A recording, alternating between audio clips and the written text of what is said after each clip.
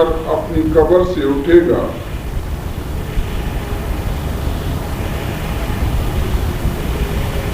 یعنی کہ ہر شخص مرنے کے بعد قیامت کے روز ایک خاص جسم اور اپنے اعمال کی کیفیت کا حامل ہو کر اپنی قبر سے اٹھے گا۔ خاص جسم جو یہ مشہور ہے کہ جو گدے کے صورت پیدا ہوتے ہے، کیا دوسرے حیوانات کی صورت پیدا ہوتے ہے، اسی معنی یہ کہ جو صفات اس وقت متصف ہے اس صفات کی مناسبت کچھ حیوانیت آپ کے اوپر غالب ہے، اسے حیوان کی صورت پیدا ہو جاتی ہے۔ آپ کی صفات صورت پیدا کرتے ہوتے ہیں، جیسا صفت ہے تمہاری اس صفت پورے شکل پیدا ہو جاتی ہے۔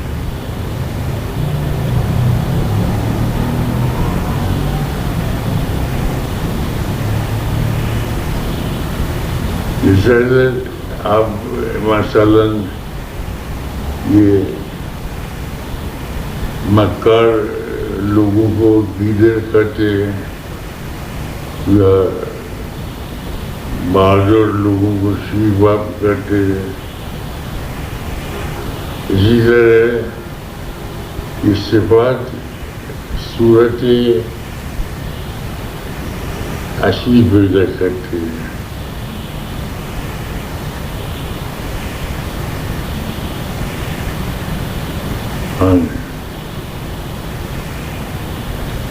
انصاف کی ترازو میں اس کے اعمال تولے جائیں گے،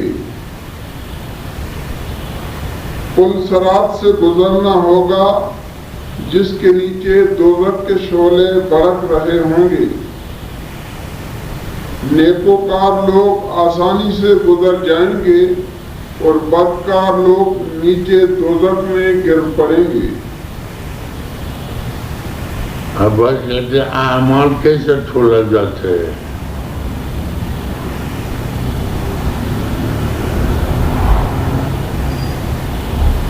جیسا بارومیٹر آپ رکھتے ہیں تو برسات آنے کی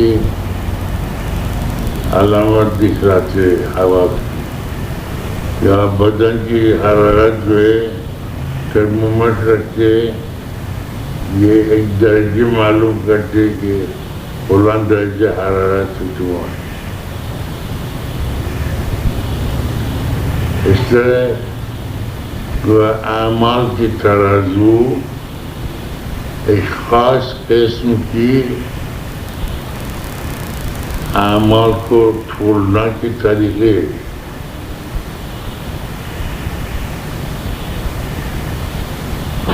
جسے تھرمومیٹر سے آپ اپنے حرارت کو تولتے ہیں۔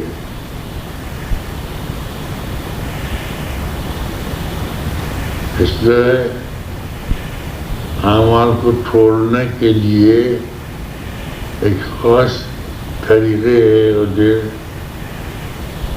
جو انسانی اعمال کو نیکی اور بدی کو تولتے ہیں۔ جس کی بدی زیادہ ہے تو وہ جہنمی ہوتے، جیسے نیکی زیادہ ہے وہ جنتی ہوتی۔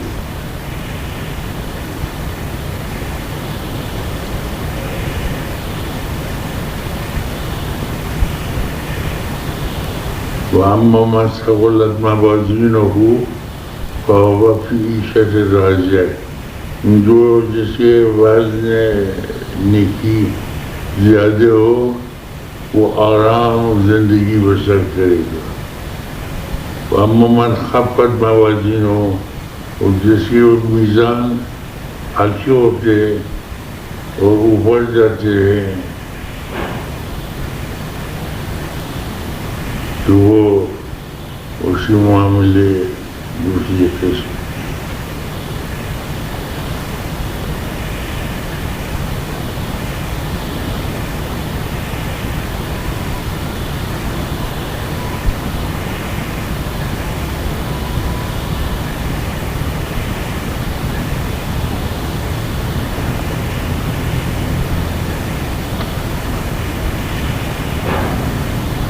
ہاں نمبر 3، میدان حشر میں تمام امتوں کے لوگ جمع کیے جائیں گے۔ اللہ تعالیٰ اپنے حبیب محمد الرسول اللہ صلی اللہ علیہ وسلم کو مقام محمود پر فائز فرمائے گا۔ آپ اپنی امت کے ساتھ دوسری امتوں کے مبعد و صالح افراد کی بھی شفاعت فرمائیں گے۔ حضور صلی اللہ علیہ وسلم شفیع المذنبین ہیں اور رحمت للعالمین بھی ہیں۔ میدان حشر میں تمام امتوں کے لوگ جمع کیے جائیں گے۔ اللہ تعالیٰ اپنے پیارے حبیب جناب محمد الرسول اللہ صلی اللہ علیہ وسلم کو ایک مقام محمود پر فائز عطا فرمائیں گے۔ آپ اپنی امت کے ساتھ دوسری امتوں کی موحد جو خدا کو ماننے والے اور صالح افراد کی بھی شفاعت فرمائیں گے۔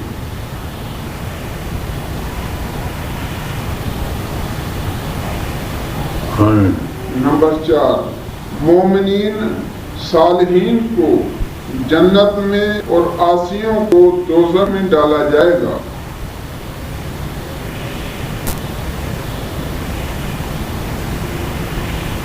امت محمد صلی اللہ علیہ وسلم کے وہ مومنین اور صالحین جنت اور عاصیوں میں ڈالا جائے گا۔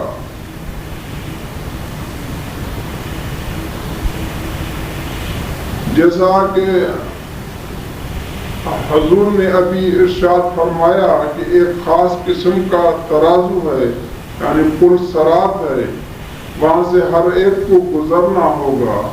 جس کے اعمال نیک ہیں، صالح ہیں، وہ بآسانی سے گزر کر راحت پائیں گے، اور جو سیاہکار ہیں وہ اس ترازو یعنی کہ پل صراط سے گر کر نیچے دوزخ میں عذاب حاصل کریں گے۔ رسول اللہ اپنی نیکیوں کو بے اجازت و حکم خداوندی دوزخ سے نکالیں گے اور ان کی شفاعت کر کے جنت میں ڈالیں گے، کیونکہ حضور صلی اللہ علیہ وسلم کو اپنی امت سب سے زیادہ پیاری ہے، اس لیے وہ امت محمد صلی اللہ علیہ وسلم کو دوزخ میں دیکھنا پسند نہیں فرمائیں گے یا برداشت نہیں کر سکیں گے۔ اس لیے بے اجازت و حکم خداوندی ان عاصیوں کی بھی شفاعت فرما کر ان کو بھی جنت میں پہنچا دیں گے۔ حضور سے پوچھا گیا کہ آپ ان سارے معاشر میں اپنا امت کو کیسا پہنچانے تھے؟ یہ میرے امتی ہے کہ اس کی شفاعت کریں یا نجات دیں۔ فرمایا کہ تم آپ نے ایک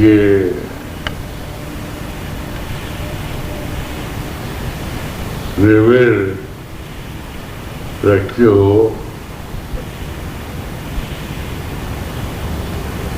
ایک ریور آتے ہو، تمہاری بیر بکریوں کے ہاتھ پیر سفید ہے، یہ دونوں ریور آپس میں مل جاتے ہیں، اور جدا کرنے کے واسطے آپ کیسا اپنے بکری کو جدا کرتے؟ وہ ہاتھ پیر سفید ہے، اس کو الگ جدا کرتے ہیں۔ فرمایا کہ وضو جو کیا جاتے ہیں اس وضو کے مقام سفید رہتے ہیں، یعنی جہنم کی آگ اس کو نہیں جلا سکتی۔ اس سے میں پہچان دیتا ہوں کہ یہ میرا امت ہے۔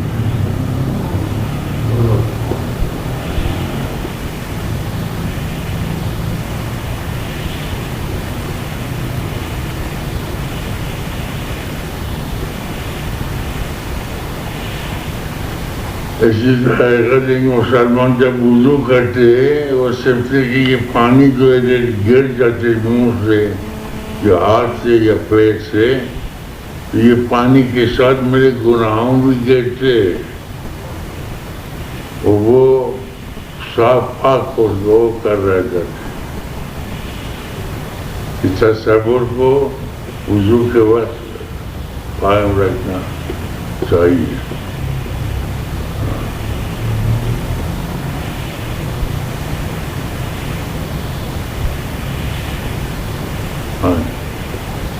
نمبر 5، ہر سلسلے کے صالح افراد اپنے پیروں کے ساتھ بخشے جائیں گے۔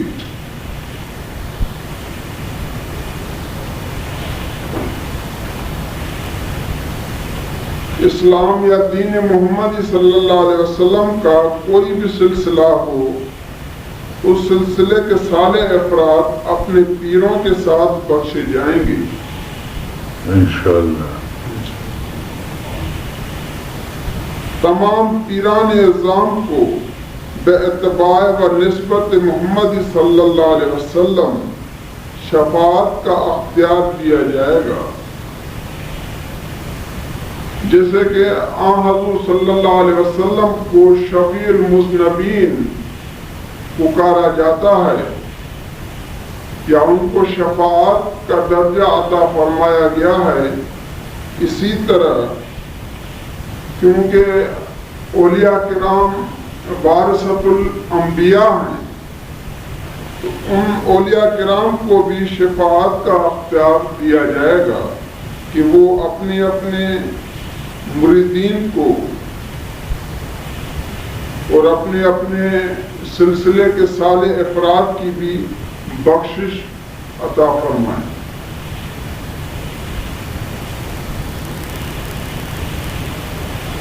اور وہ نسبت رکھنے والے مریدوں کو اپنے ساتھ جنت میں لے جائیں گے۔ نہ صرف بخشش فرمائیں گے بلکہ یہاں پر بھی وہ اپنے ساتھ رکھیں گے اور آخرت میں بھی اپنے ساتھ ہی ان کو لے جائیں گے۔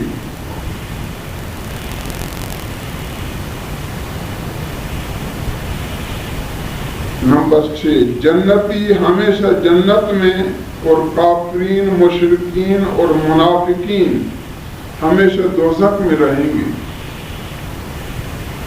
پھر بھی ان میں سے اللہ تعالیٰ جسے چاہے گا دوزخ سے نکال کر جنت میں ڈال دے گا۔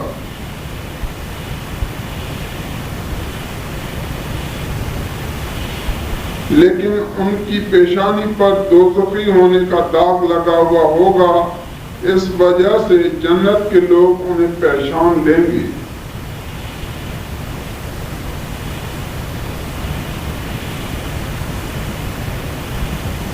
نمبر 7، جنت میں ہمہ اقسام کی نعمتیں اور راحتیں ہوں گی، کوئی خواہش ایسی نہ ہوگی جو فوراً پوری نہ کی جائے۔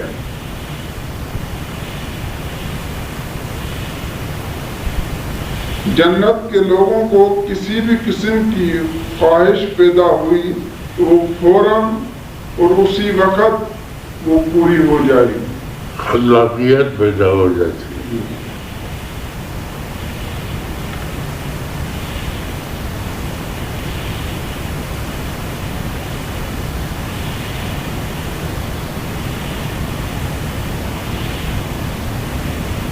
اور دوزخ میں ہم اقسام کی تکلیفیں ہوں گی۔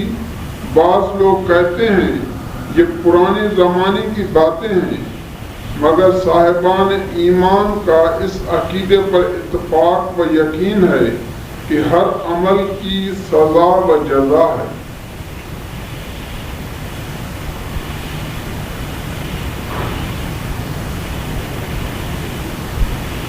اگر اعمال کی سزا اور جزا نہ ہو تو عدل الہی میں نقص پیدا ہو جاتی ہے۔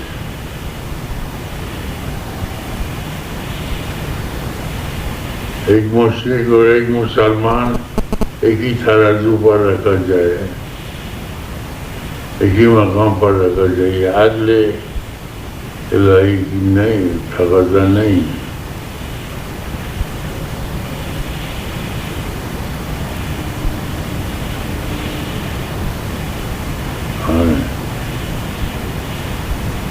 اور اپنے آپ کو جہنم کی آگ سے بچا لینا فلاح و نجات اور انسان کی سب سے بڑی کامیابی ہے۔ ربنا وقنا عذاب النار۔ انشاءاللہ۔ نمبر 4، کار نبوت و ارشاد۔ ہر انسان کو قیامت میں زندہ ہو کر اپنے اعمال کی جزا و سزا دیکھنا ہے،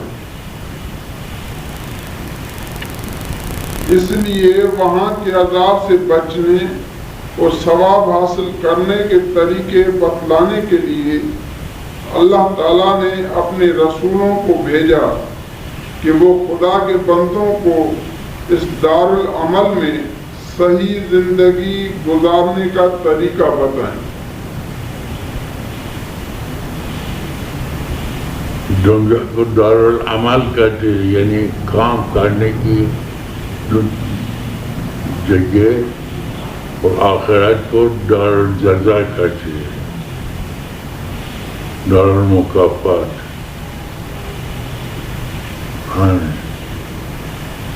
چونکہ نبوت کا سلسلہ ختم ہو گیا ہے اور اب کوئی نبی نہیں آئے گا، اس لیے نبی برحق جناب محمد رسول اللہ صلی اللہ علیہ وسلم کی مطابعت میں اس امت کے علماء راسخین اور بزرگان دین اس کار نبوت کو انجام دیتے ہیں۔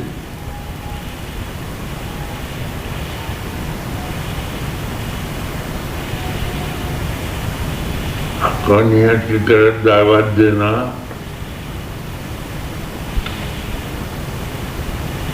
یہ امر بالمعروف کرنا، نہی عن المنکر کرنا، یہ خصوصیت علماء کے، اور یہ کار انبیاء ہے۔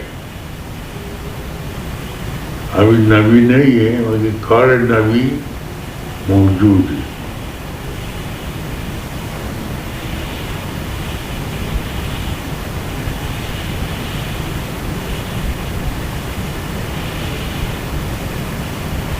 اپنے زمانے میں انبیاء کو بہت نقصان دیتے لوگ، تکلیف پہنچاتے، اور ابھی کے نبی نہیں ہے تو علماء جو متبعین رسول اکرم صلی اللہ علیہ وسلم ہیں ان کو تکلیف دینا گویا ذات پاک کے رسول صلی اللہ علیہ وسلم کو تکلیف دینا ہے۔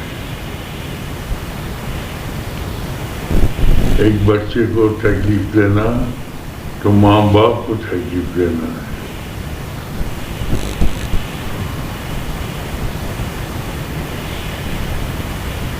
ایک فقیر دور رہے تھے، وہ یہ چل رہے تھے، او اللہ کہ میں یہ کام پورے کیا یہ نہ کیا، ایسا تکلیف دوں گا آپ کو، یاد رکھ۔ امیر ادھر بیٹھے تھے اور پہ بھائی بلائے ہم کو، تو اللہ کو کیسے تکلیف دیں گے؟ تو اللہ کو تو میں نہیں پہنچ رہا ہوں، اسی مظلوم بندوں کو تکلیف دیتا ہوں، یہ تکلیف اللہ کا تکلیف ہے۔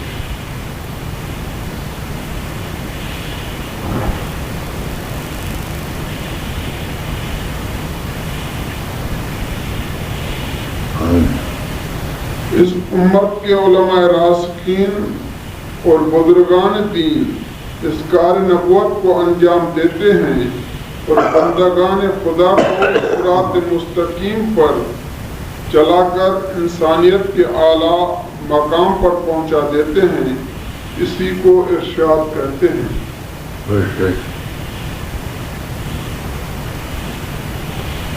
چونکہ یہ باطن کا راستہ اور روحانی منازل ہیں جنہیں عام طور سے علم و ادراک کے ذریعے نہیں سمجھا جا سکتا، اس لیے مقام قرب تک پہنچنے کے لیے ایک ایسے رہنما کی ضرورت ہوتی ہے جو خود اس راستے پر چل کر نشیب و فراز اور خطرات سے واقف ہو چکا ہو۔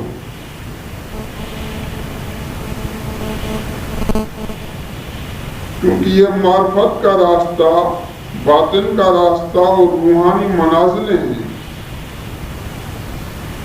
جنہیں عام طور سے علم کے ذریعے نہیں سمجھا جا سکتا۔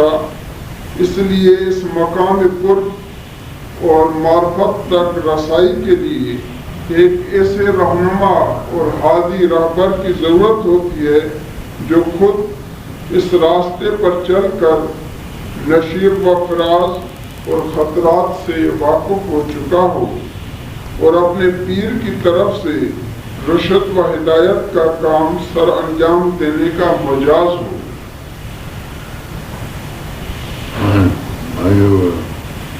مبارک ہیں وہ لوگ جو ذوق و شوق اور جذبہ وارفتگی کے ساتھ اسے پیر کے سایہ عاطفت میں ان روحانی منازل کو طے کر کے انسانیت و ابدیت کے اعلیٰ مقام تک پہنچتے ہیں اور اپنا مقصد حیات حاصل کرتے ہیں۔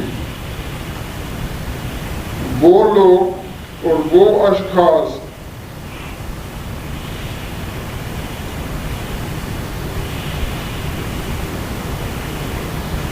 مبارک ہو ان لوگوں کو کہ جو شوق اور جذبہ وارفتگی کے ساتھ اپنے رہبر، اپنے ہادی یا اپنے پیر کے سائے عاطفت میں ان روحانی منازل کو یعنی کہ پیر و مرشد کے ہدایت پہ عمل پیرا ہو کر اور سلامتی کے ساتھ وہ جو مقصد ہے انسانیت کا، ابدیت کے اعلیٰ مقام تک پہنچتے ہیں اور اپنا مقصد حیات حاصل کر لیتے ہیں۔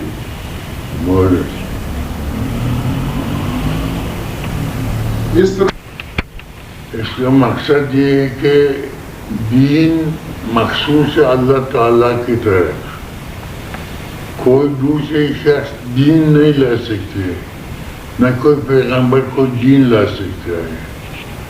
دین اللہ تعالیٰ کی طرف سے مقرر ہے اور وہ ہے اسلام۔ ان الدین عند اللہ الاسلام۔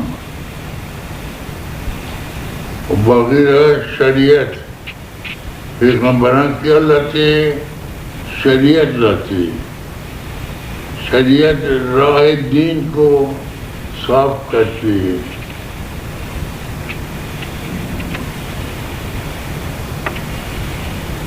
جو راہ دین پر جانا چاہتے وہ شریعت سے جانا پڑے گا۔ شریعت جسے بڑی دریا کو شریعت کہتے ہیں، شریعت فرات، شریعت نیل، شریعت سندھ، یعنی جہاں سب سے زیادہ نیچے ہے وہ چھوٹے چھوٹے چشمے بے کر کے اس میں جاتے ہیں۔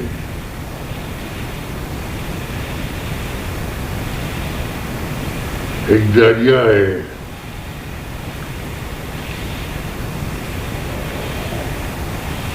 اللہ تعالیٰ کی طرف سے دین جو مقرر ہو گیا ہے وہ ایک بڑی دریا سے جو ابھی چھوٹے چھوٹے دینوں پیغمبروں کی دین جو ہوتی ہے، پیغمبروں کی شریعت جو ہوتی ہے وہ آ کر کے ایسی دین میں شامل ہو جاتی ہے۔ جو شریعت دین میں شامل نہ ہو سکے، الگ ہو، وہ شریعت حق نہیں، شریعت باطل ہے۔ ہاں، وہ مذہب علماء مجتہدین صاحبان اسرات کے وہ دین و شریعت میں مطالب نکال کر کے واضح کرتے امت کے واسطے، تاکہ ان کے عمل کرنے کی آسانی ہو جائے۔ مثلا نماز کے لیے قرآن مجید میں جو کتاب ہدایت ہے وہ خالی بتائے کہ اقیم الصلاۃ، صلاۃ قائم کرو، باقی نہ بتائے کہ صبح کتنے اور شام کو کتنے پڑھو. یہ شریعت نے پیغمبر صلی اللہ علیہ وسلم دین کی طرف ہدایت کرتے، صبح اسی طرح شام کو اسی طرح وغیرہ نمازوں کو مقرر کرتے پڑھنے. روزے کو قرآن بتلاتے طلوع صبح سے پہلی غروب آفتاب تک روزے رکھو. باقی کیا احکام ہے اس میں کیسا ہونا چاہیے تو اس کو شریعت مقرر کرے. اور پھر مذہب علماء اس شریعت کو اور دین کو واضح کر دیتے ہیں، توضیح دیتے ہیں عام لوگوں کے واسطے. یہ مذہب مخصوص علماء کے اور ہر شخص کو اختیار ہے کہ وہ کسی مذہب کو قبول کرے، شافعی، مالکی، حنبلی، جو مرضی ہے، یا رضا خوانی یا بریلوی، یہ مذہب آپ کے اختیار ہے. اور شریعت مخصوص پیغمبران کی ہے، تو دوسری شریعت نہیں لا سکتے ہیں سوائے پیغمبر کی. اور دین تو مخصوص خدا ہے، دین اللہ کا ہے، شریعت پیغمبران کا ہے، اور مذہب علماء ہے، مجتہدین کا ہے.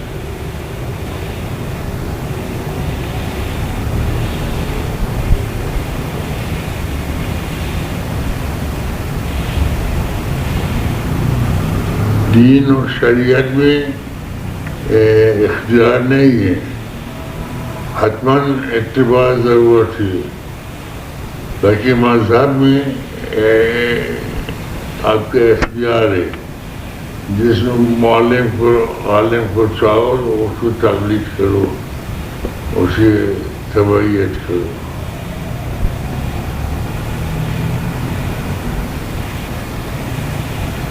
ایسے آج دن علماء کو، مذاہب کو کفر کر رہے ہیں. بریلوی رضا خوانی کو، دیوبندی کو اس طرح کرنا یہ درست نہیں ہے.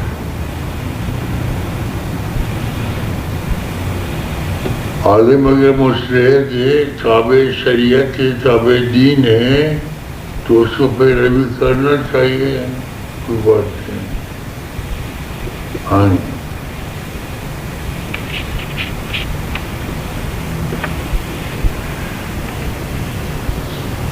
علماء راست کی ایسا جلسے قائم کریں گے،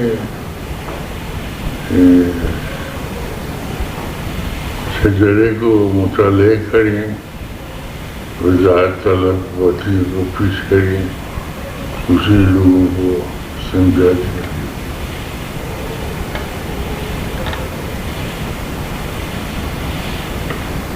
تو اس کو سرٹیفکیٹ دیتے کہ آپ جاؤ تو باہر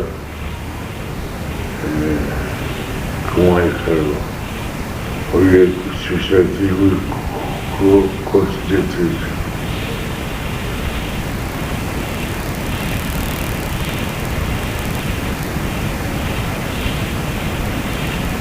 یہ جو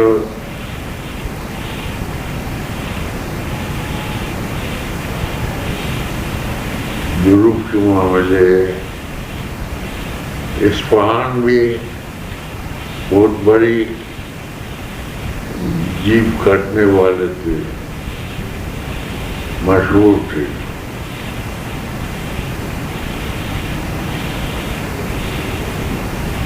ایک شیرازی نے کہا میں اسپانیوں کو خبرگی کروں گا، تیلے ویلے وغیرہ ایک کھیسے بنا کر کے جیب میں رکھا تھا.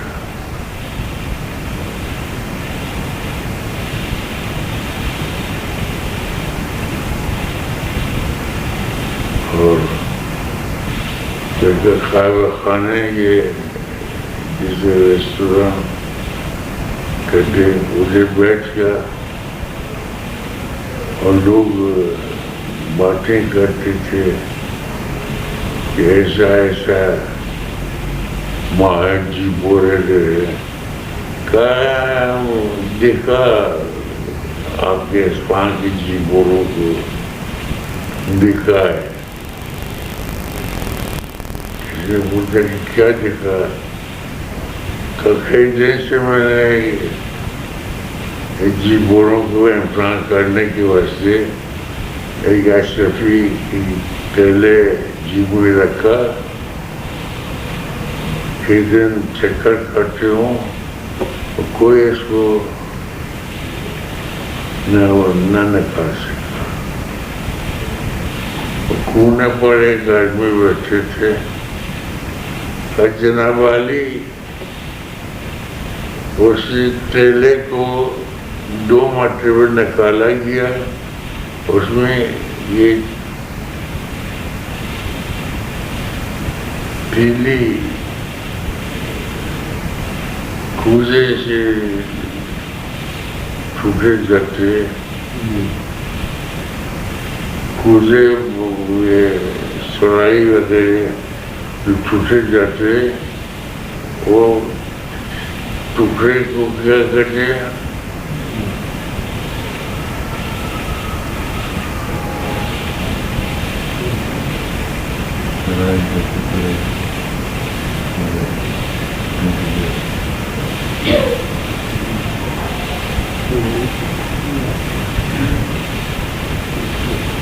سرائی مچھلی وغیرہ کے جو ٹوٹے ہوئے ٹکڑے کو ٹکی ہر جگہ 2 مرتبہ اس کو ہم نے نکالا اور دیکھا ٹکی تھا. 2 مرتبہ آپ کی جیب میں رکھا، آپ کو خبر بھی نہیں ہوا. ابھی جو شیخی مارتے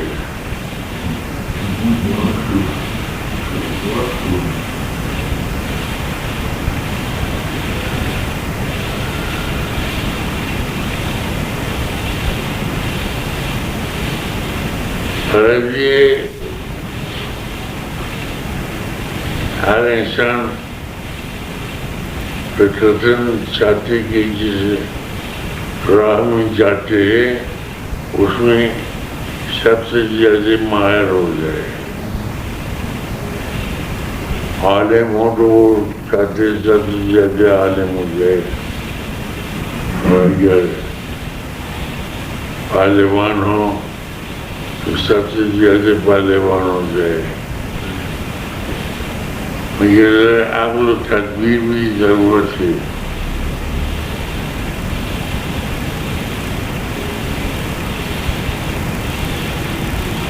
اس زمانے بادشاہوں نے پہلوانوں کو پرورش کرتے تھے، رکھتے تھے، جو درباری پہلوان کرتے تھے.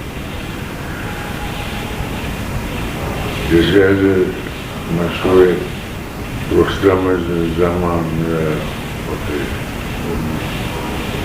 کاموں وغیرہ.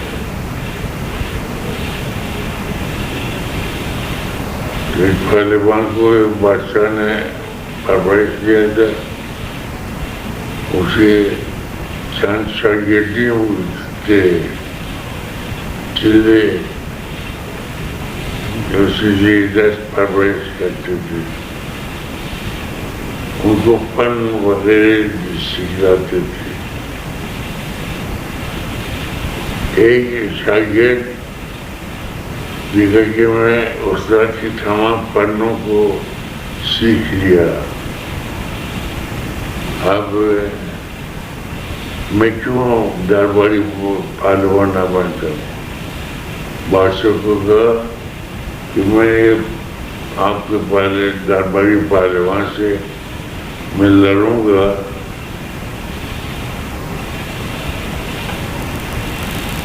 اگر میں اس کو گرا دیا تو مجھے درباری پہلوان بنایا جائے۔ بادشاہ نے کہا کہ ٹھیک ہے۔ اسی شاگرد اپنا استاد کے ساتھ لڑنا شروع کیا، ادھر ادھر آخر استاد نے ان کو گرا دیا۔